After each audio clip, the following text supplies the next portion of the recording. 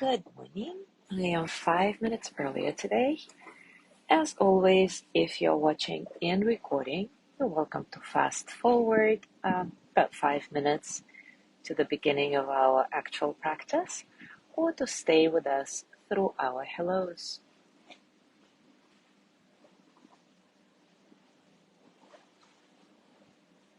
As always, I'm going to check the sound now. Forward, up. All right, the sound seems to be good today. Excellent.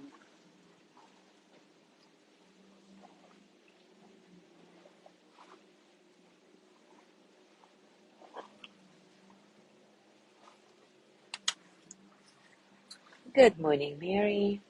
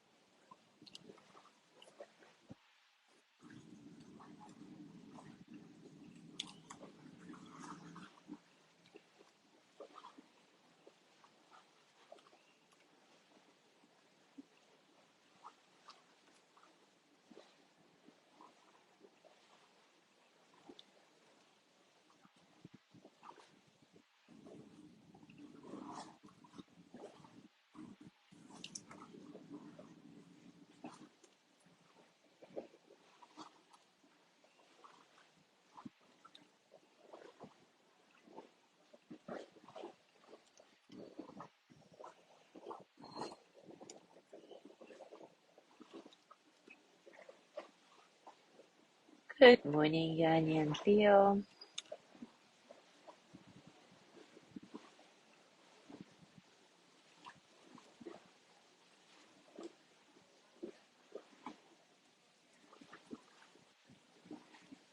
Good morning, Jean.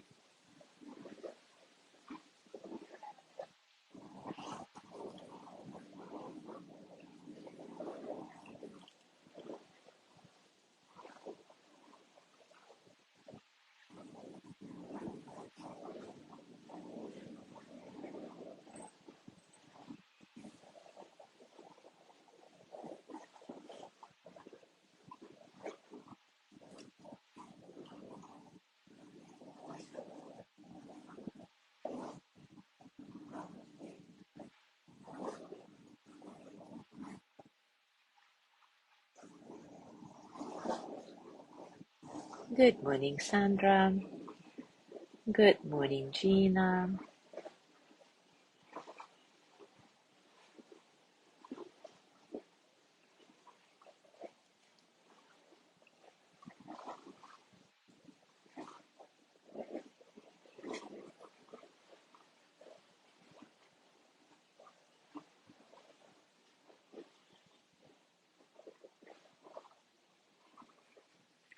Good morning, Zazu.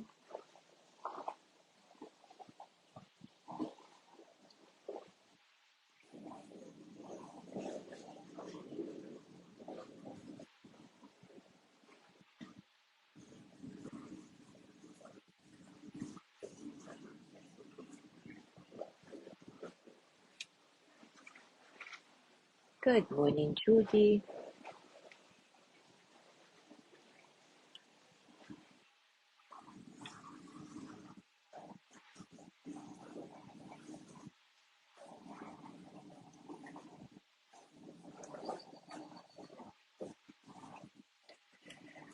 All right, it is time for us to start.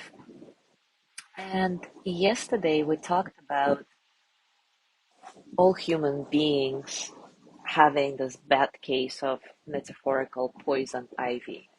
So we have this itch, and on autopilot, we scratch right away without giving ourselves a pause, a chance to remember that scratching will only make matters worse. So let's expand a little bit on this today. We all have this strange habit. When we feel discomfort, we automatically try to run away from it, to relieve our uneasiness in any way possible, forgetting that life only happens in the present moment and everything else is an illusion.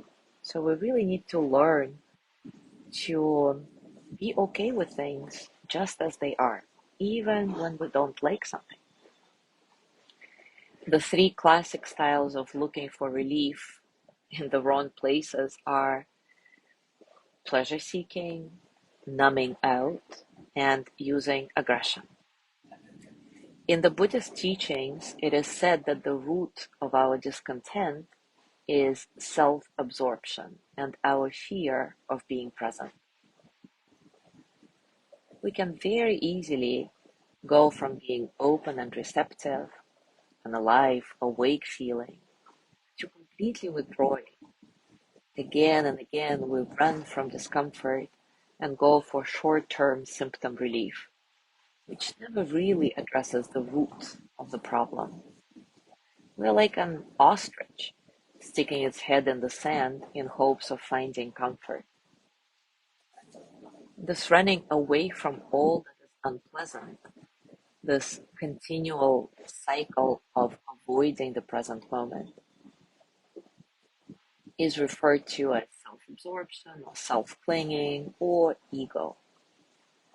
And one of the metaphors for ego is a cocoon. We stay in our cocoon because we are afraid. We're afraid of our feelings and the reactions that life is going to trigger in us. We're afraid of whatever might come at us.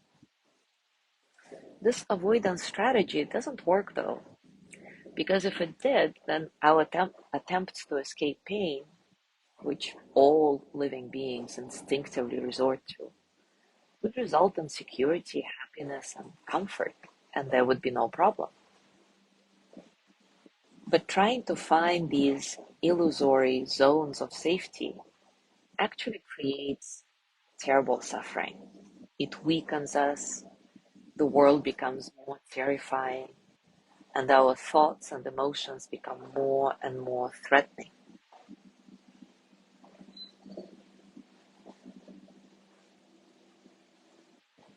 And yet there is this deep-seated tendency, almost a compulsion, to distract ourselves, even when we're not consciously feeling uncomfortable. Everybody feels a little bit of an itch all the time. There is a background hum of edginess, boredom, restlessness. The Buddhist explanation is that we all feel this uneasiness because we're always trying to get ground under our feet, and it never quite works. We are always looking for a permanent reference point, and it simply does not exist because everything is impermanent. Everything is always changing, always fluid, unfixed, open. Unfortunately, nothing can be nicely pinned down forever. This is actually not bad news. Yet we all seem to be programmed for denial. Interestingly, we all know that everything changes all the time, and yet we all have absolutely no tolerance for uncertainty. So it seems that the conceptual knowledge that everything is impermanent is not really helpful, it's not enough. But the good news is that in meditation, when we train ourselves in coming back to the present moment again and again, no matter how uncomfortable it is, we become viscerally familiar with this place of uncertainty. And very gradually, slowly, it loses its threat. So instead of going into our habitual scratching, we choose to stay present. We are no longer invested in constantly trying to move away from insecurity. We viscerally know that it is part of life. We often think that facing our demons provides a long-lasting or even permanent relief from some traumatic events. And it is true to an extent.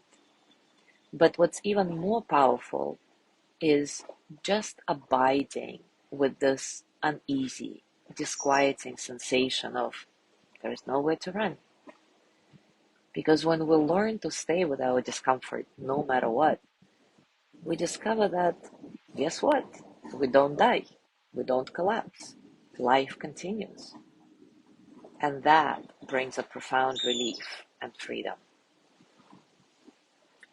So today, let's continue practicing a mindful pause, training ourselves on staying in the present moment, staying with whatever happens, staying with all the pleasantness and unpleasantness inside and around us. As always, take a comfortable position and give yourself a few moments to settle. Settle into your breath, into your body, into this moment, right here, right now.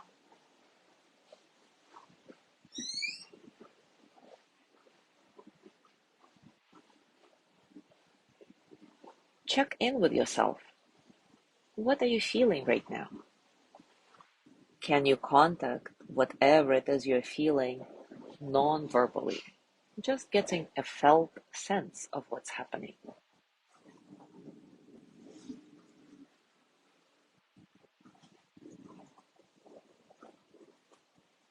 Are there any emotions?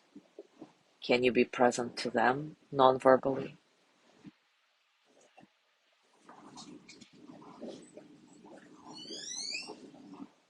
Are there any physical sensations that demand your attention right now? Pain, tightness, or on the other hand, relaxation, openness?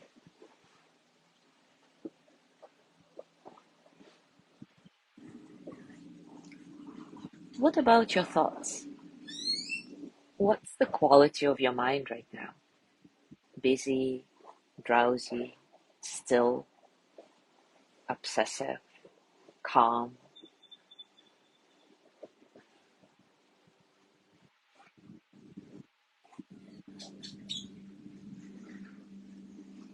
And now simply sit still and listen to the sounds around you.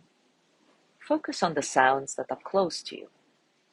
I'm going to give you a minute for that. So just listen attentively. What do you hear? And remember, the sounds are not intrinsically good or bad. They're just sounds.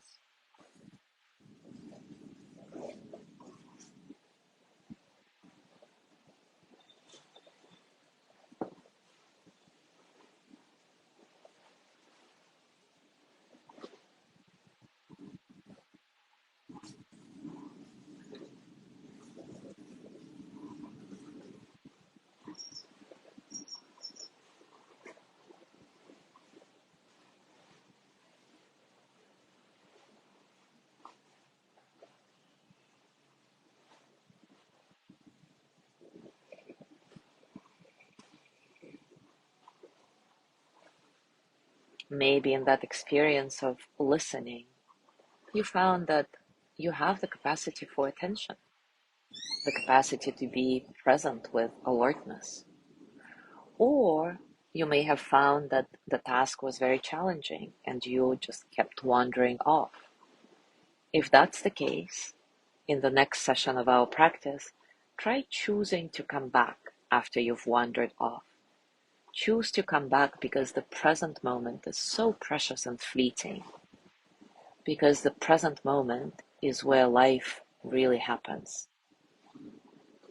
So take a nice breath in and out now, and for the next minute or so, focus on the sounds at a distance. Let the sounds come to you. No forcing is necessary.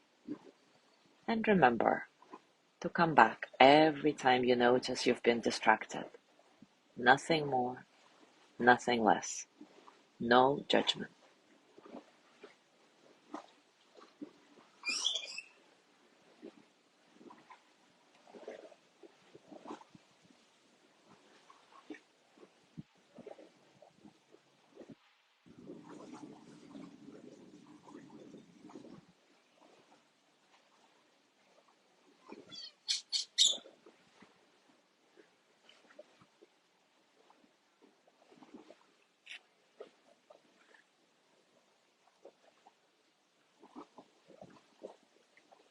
Now take a breath in and out, and once again, focus on the sounds that are close to you. I'll give you 1 more minute to explore that.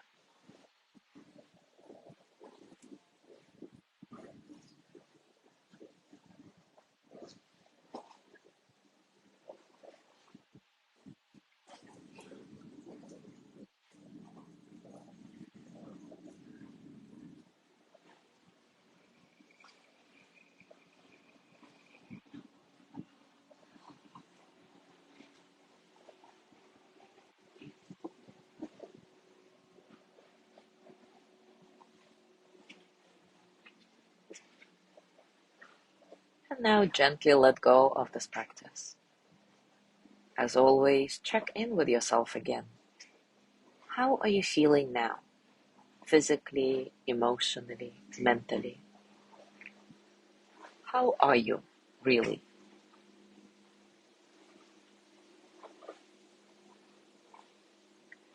And as you go through your day today, I invite you to continue taking short, mindful pauses. You can do what you've been doing for the past few days, simply breathing and noticing what's going on in the present moment.